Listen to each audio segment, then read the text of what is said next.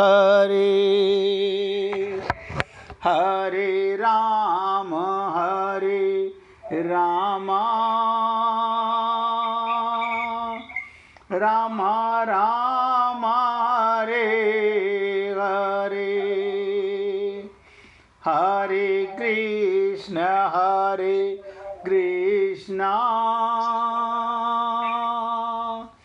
कृष्ण कृष्ण हरे हरे हरे राम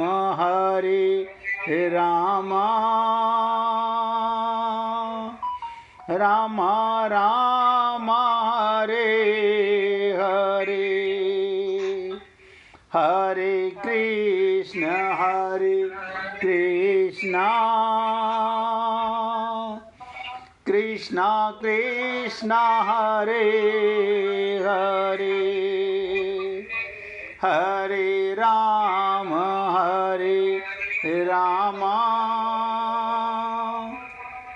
राम राम हरे हरे। सभी पुण्य आत्मा बहुत एकाग्रता से सुनिए। 7वां श्लोक शुरू करने से पहले मैं आप सबका ध्यान खींचना चाहता हूँ। अगर आप अब तक ऐसा नहीं करते रहे हैं तो आज से शुरू कीजिए। अब तक नहीं करते रहे हैं तो आज से शुरू कीजिए। क्या कीजिए? ध्यान दीजिएगा। हर रोज कुछ मिनट अपने आप से बातें कीजिए। बहुत एकाग्रता से सुनिएगा। संसार से तो सारा दिन बातें करते हो, अपने आप से बात कीजिए, लेकिन पूरी ईमानदारी और करुणा से। खुद से पूछिए, आज मैं कौन से भाव से जी रहा हूं? आत्म भाव से या शरीर भाव से, पुरुष भाव से या स्त्री भाव से? आप भी कहेंगे बड़ी अजीब बात। बड़ी अजीब नहीं, आप अपने आप से झूठ कैसे बोलोगे? हमने आपसे कहा परमात्मा आत्मा को मिलते हैं। अब आप अपने को आत्मा मानते नहीं तो हम किसे धोखा दे रहे हैं? भगवान को दे नहीं सकते तो धोखा कहाँ जा रहा है? अपने आप पर। और मैंने कहा कुछ मिनट अपने आप से बातें कीजिए और पूरी ईमानदारी और करुणा से खुद से पूछिए, आज मैं कौन से भाव में जी रहा हूं? मुझे कहाँ बदलने की जरूरत है? इससे क्या होगा? क्योंकि सबसे बड़ा बात आती है मन में, इससे क्या बात होगी? बता देता हूं। आत्म संवाद से आत्मबोध आता है। अपने आप से मतलब आत्मा से बात करोगे तो धीरे धीरे आत्मबोध होने लगेगा। जैसे सारा दिन हम अब अपने आप से बात करें तो बड़ी अजीब बात है। यही तो एक राज है। इससे आपका साधना भी होगी, आपको ध्यान भी लगने लगेगा और आत्मबोध होने लगेगा। मैं ऐसे बोलूं क्या 5 मिनट याद रखिए मैं आत्मा हूं, तो नहीं याद रख पाएंगे। क्यों? मन 1 सेकंड में भागता है संसार में, 1 सेकंड में। लेकिन ईमानदारी से मैंने कहा, और कुछ मिनट का 1 मिनट से चालू कर दो, अगले दिन 2 मिनट करो, 30 दिन में 30 मिनट तो हो जाएगी, आप माला माल हो जाओगे। लेकिन करे कौन? मुश्किल क्या है? बाकी सब छल कपट हम कर सकते हैं। अपने को आत्म भाव में लाने के लिए, आत्मबोध में लाने के लिए। और मैंने आपसे निवेदन किया, आत्म संवाद से आत्मबोध आता है और आत्मबोध से दिशा मिलती है। क्या मतलब? जब मन में भ्रम हो तो अपनी बात को लिख डालिए। शब्दों में उतरते हुए भाव साफ होने लगते हैं। ये आदत अब चेतन को भी स्पष्ट दे देती है, अब भीतर की धुंध हटाती है और व्यक्ति खुद से संवाद करना सीख ले। उसे किसी बाहरी सलाहकार की जरूरत नहीं पड़ती। उसकी अंतरात्मा उसका गुरु बन जाती है। अब आप सोचिए, हम अंदर की बात अपने गुरु से नहीं कर सकते। क्यों? गुरुजी को पता चल जाएगा। कोई बात नहीं, अपनी अंतर आत्मा से कर लो, क्योंकि उसके पास परमात्मा बैठा हुआ है। लेकिन करो तो सही। अरे बाकी सब काम भी तो करते हो ना, पूजा करते हो, पाठ करते हो, जप तप करते हो, मंदिर जाते हो, इतना समय लगाते हो। हमारे कहने से 5 मिनट 1 मिनट से चालू करो, अब फिर देखो कमाल। अपने आप से बातें करो। ये सब बातें हम आपके साथ किस लिए करते हैं? सिर्फ इसलिए कि किसी भी प्रकार हमारे मन में अज्ञानता मिटे और ज्ञान का अनुभव होने लगे। अब बताइए, मैं आत्मा हूं, लेकिन आत्मा का अनुभव नहीं कर पा रहा।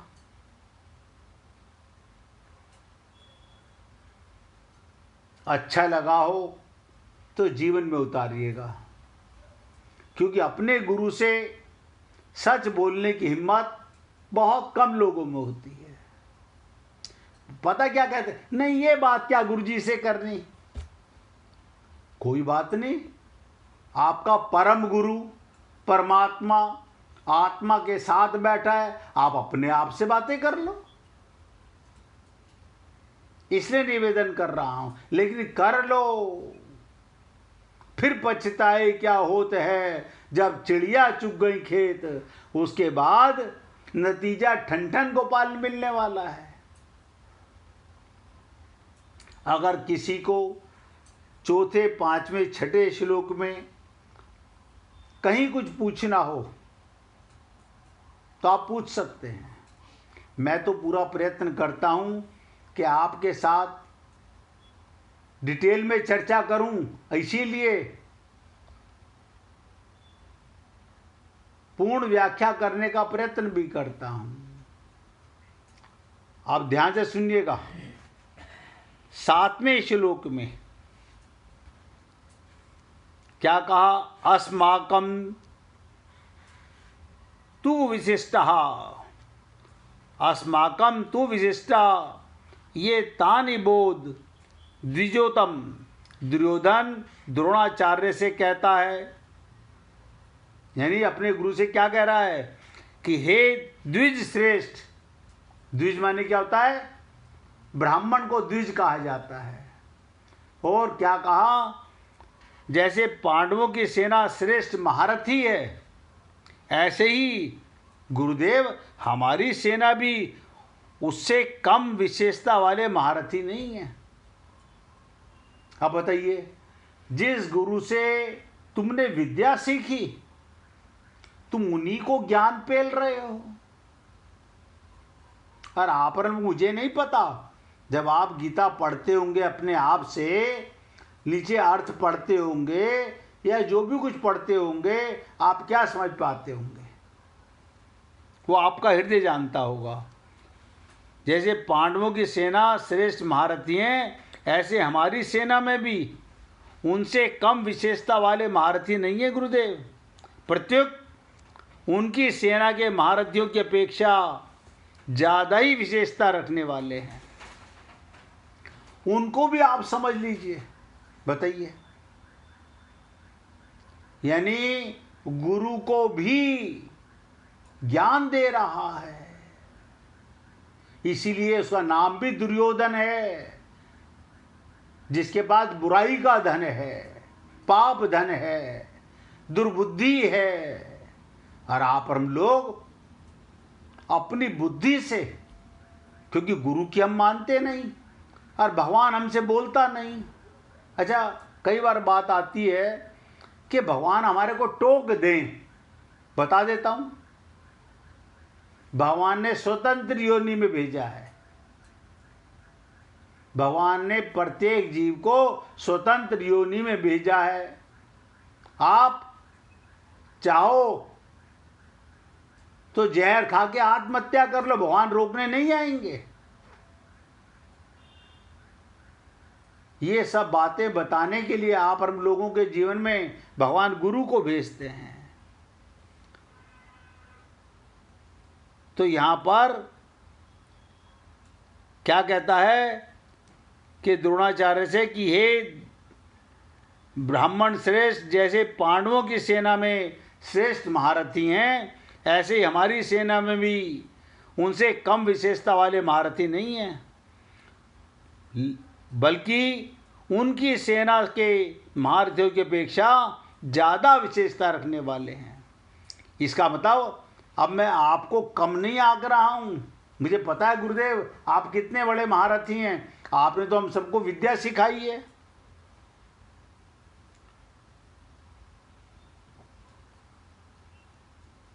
अब आप सोचिए, परंतु अपनी सेना, अब यहाँ पे बहुत ध्यान से समझिएगा, जिस समय द्रोणाचार्य से ये दुर्बुद्धि दुर्योधन बात कर रहा था, उस समय उसकी सेना तो पीछे खड़ी हुई थी। ध्यान दीजिएगा, वो अपनी सेना के आगे था। अपनी सेना की तरफ द्रोणाचार्य की पीठ है, इसलिए उसको देखने की बात ना कहकर उस पर ध्यान देने के लिए दुर्योधन निबोध ध्यान दीजिए क्रिया का प्रयोग करता है कि आपको तो पीछे नजर नहीं आ रहा कि हमारी सेना में कौन कौन है, लेकिन मैं आपका ध्यान खींचना चाहता हूं गुरुजी। क्या कहता है, नायका मम सैन्यस्य संजाताम्र बीमिते, मेरी सेना में भी जो विशिष्ट विशिष्ट सेनापति हैं, सेना नायक हैं, महारथी हैं, मैं उनके नाम केवल आपको याद दिलाने के लिए, आपकी दृष्टि उधर खींचने के लिए कह रहा हूं। मतलब आप अपने विवेक में याद रखना गुरुजी, हमारे पीछे भी कम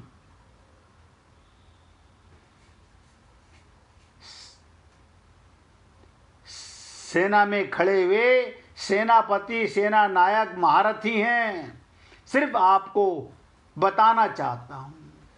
अब आप सोचिए, कहने का तात्पर्य क्या है कि आप और हम लोग अपनी बुद्धि से गुरु को छोटा समझ रहे हैं, लगा मक्खन रहा है, लेकिन द्रोणाचार्य गुरु हैं, वो जानत हैं कि मेरे इस शिष्य की बुद्धि इस समय मुझे क्या बताना चाहती है। और कहते हैं, नायका मम सैन्यस्य संजात तान ब्रीमीते, मेरी सेना में जो विशिष्ट विशिष्ट सेनापति हैं उनका नाम बताते हैं। संजार्थम,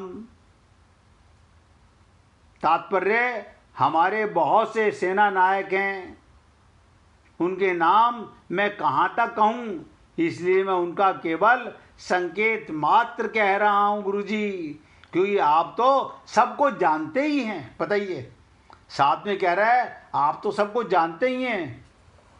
अब यहाँ पर ये गीता पढ़ कर के मैं को ये नहीं कह रहा हूँ, मैं तो संत महात्माओं के चरणों की भी अपने आप को धूल मानता हूँ, लेकिन भगवान का भाव, मैंने क्या कहा था, अनंत जीवन तक अनंत संत महात्मा इस गीता की चर्चा करते रहेंगे, लेकिन वो भाव जो भगवान का था वो कहने में सक्षम नहीं हो सकते। क्योंकि भगवान सबके हृदय में बैठा हुआ है और सबके हृदय की बात को जानता है। इस श्लोक में दुर्योधन का ऐसा भाव प्रतीत होता है कि हमारा पक्ष किसी भी तरह कमजोर नहीं है, परंतु राजनीति के अनुसार शत्रु पक्ष चाहे कितना ही कमजोर हो और अपना पक्ष चाहे कितना ही सबल हो, ऐसी अवस्था में उपेक्षा, उदासीनता आदि की भावना किंचित मात्र भी नहीं आने देनी चाहिए।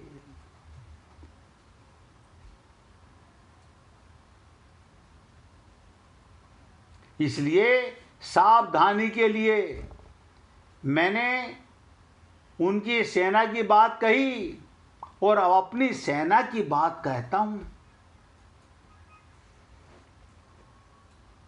क्या मतलब? दूसरा भाव सुनिएगा इसी श्लोक का। अलग अलग भाव हैं। मैंने कहा ना, हर संत महात्मा अपने अपने भाव से बोलता है, सबका अपना अपना भाव है। जैसे आप और हम लोग संत महात्माओं के शब्द सुनते हैं, अब आपसे कहा जाए इसकी चर्चा कीजिए तो आप अपने शब्दों में कहेंगे, अपने भाव से कहेंगे। दूसरा भाव ये कि पांडवों की सेना को देखकर दुर्योधन पर बड़ा प्रभाव पड़ा और उसके मन में कुछ भय भी हुआ।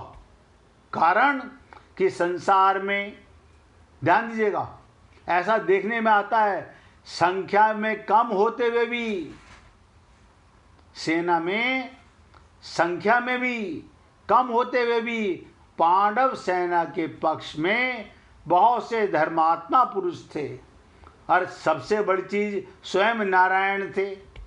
और मैं आप लोगों को भी ये निवेदन करूंगा, आप और हम सबके रथ पर भगवान विराजमान है और उसके बाद भी हमारी बुद्धि देखो, हम भी अपने आप को दुर्योधन से कम को बुद्धि नहीं है। भगवान हमारे रथ पर हैं और हम चिंता करते रहते हैं, शोक करते रहते हैं, परेशान होते रहते हैं। आपको क्या पता, हम ऐसे ऐसे शब्दों का इस्तेमाल करते हैं, आप क्या जानो। यानी भगवान हम सबके रथ पर बैठे हुए हैं, लेकिन हम भी भूल जाते हैं। कम संख्या में पांडवों की सेना में, मैंने कहा 7 अक्षौणी सेना थी और ये 11 अक्षौणी थे। संख्या में कम होते हुए भी पांडवों की सेना के पक्ष में धर्मात्मा पुरुष थे जो स्वयं धर्म को जानते थे और स्वयं नारायण वहां पर विराजमान थे। जिस पक्ष में धर्म और भगवान रहते हैं, नोट कर लो। बोलने को तो न जाने बहुत मन करता है, लंबा संवाद खींचना हो तो धर्म माने क्या, जो आप और हम लोग धर्म समझते हैं वो धर्म नहीं है। जिसे आप और हम लोग धर्म समझते हैं वो धर्म नहीं है। स्वधर्म, आत्मा का धर्म क्या है? यहां तो शरीर के धर्म निभाए जा रहे हैं। हम सब लोग शरीर को मैं मानकर इनके धर्मों को धर्म मानते हैं और इस शरीर को सुख देने के लिए धार्मिक कार्य करते हैं। मंदिरों में भी जाते हैं तो क्या मांगने जाते हो? आत्मज्ञान, परमात्मा का प्रेम। 100% नहीं जाते मांगने के लिए। क्या चाहते हैं? मेरे शरीर का सुख, मेरे परिवार का सुख। बस आप बताइए, हमारा धर्म ये धर्म है क्या? स्वयं माने आत्मा, तो आत्मा का धर्म और शरीर का धर्म। इसलिए आपसे निवेदन कर रहा हूं, यहीं पर आकर के आप और हम लोग जिस पक्ष में धर्म और भगवान रहते हैं उसका सब पर बड़ा प्रभाव पड़ता है। पापी से पापी, ध्यान दीजिएगा, दुष्ट से दुष्ट, व्यक्ति पर भी उसका प्रभाव पड़ता है। इतना ही नहीं, पशु पक्षी वृक्ष लता आदि पर भी उसका प्रभाव पड़ता है। कारण कि धर्म और भगवान नित्य हैं, आत्मा भी नित्य है और परमात्मा भी नित्य है। कितनी ही ऊंची से ऊंची भौतिक शक्तियां क्यों ना हो, वो सब अनित्य हैं। आपके पास अनंत ज्ञान हो, अनंत पैसा हो, अनंत परिवार हो, लेकिन वो सब अनित्य है, नित्य नहीं है। इसलिए दुर्योधन पर पांडव सेना का बड़ा असर पड़ा, परंतु उसके भीतर भौतिक बल का विश्वास मुख्य होने से द्रोणाचार्य को विश्वास दिलाने के लिए कहता है कि हमारे पक्ष में जितनी विशेषता है उतनी पांडवों की सेना में नहीं है, अतः हम उन पर सहज विजय प्राप्त कर सकते हैं गुरुदेव। हे पुण्यात्माओं, बार बार सोचिए, जिसके रथ पर भगवान स्वयं विराजमान हो, जिसके पक्ष में भगवान खड़े हुए हों, आप अगर अपनी आत्मा के साथ परमात्मा को महसूस करोगे तो आपका कोई भी कर्म पाप नहीं हो सकता, पाप नहीं हो सकता। इतनी दृढ़ता कम से कम आप अपने हृदय में जरूर रखिएगा। 1 मिनट भगवान का कीर्तन करेंगे, इसके बाद आगे बढ़ेंगे। गोविंद गोविंद गोपाल भज मन गो